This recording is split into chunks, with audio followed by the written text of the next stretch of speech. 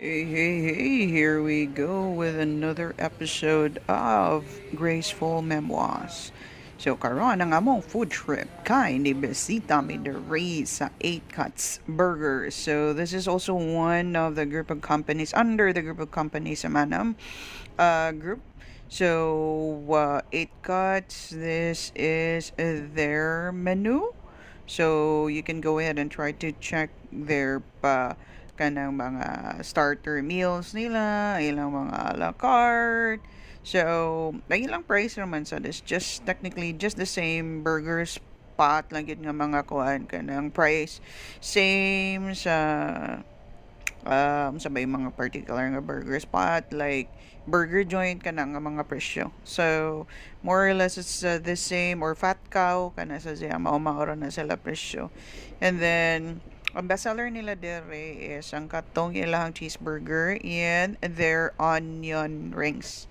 So, you can go ahead and try to check the details dire sa ilahang menu na sa ni sila yung mga lain-lain nga kanang feast nga kanang ilahang per plate nga lain-lain og mix na sa mga sets sa ilahang burger and then there's skinny fries. So lahi sa niya ilang fries diri kinipis.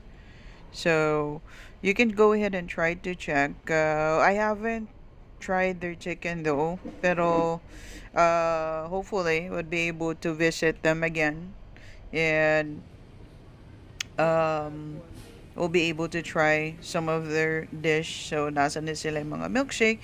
So, just the typical like burger nga kanang shop nga you can get it from a diner. So, kani man sila nga bestseller jud ko na ni nila ang kuan ang onion rings and you have to get a bucket. So bisag duha ra may kabuhok nag-bucket ni pero actually daghan gyud kay siya. Siguro ang usa ka bucket siguro good for 4 to 5 na siya. That's actually enough for 4 to 5 persons. So, provided nga na siya sa inyong side dish. And then kani total na naman may onion rings, we got their skinny fries niya.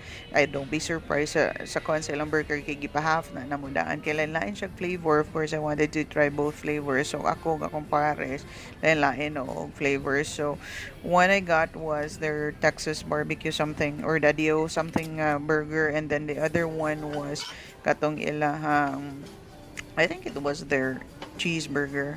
So, wala siya. Pilipinas ang ka makakita nga mag kuan ka ng utensils kung mag-burger. So, dapat na niya.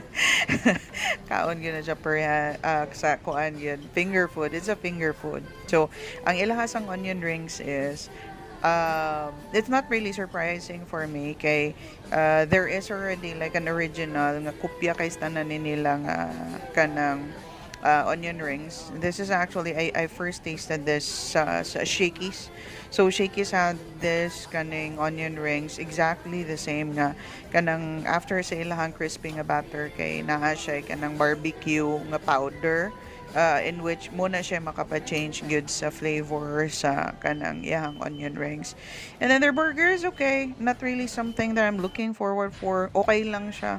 Pareha ra gyud gyapon just burger joint but not something that you would really look forward when you're craving for a burger. Kana juicy good. Okay, so that's it for today. Bye.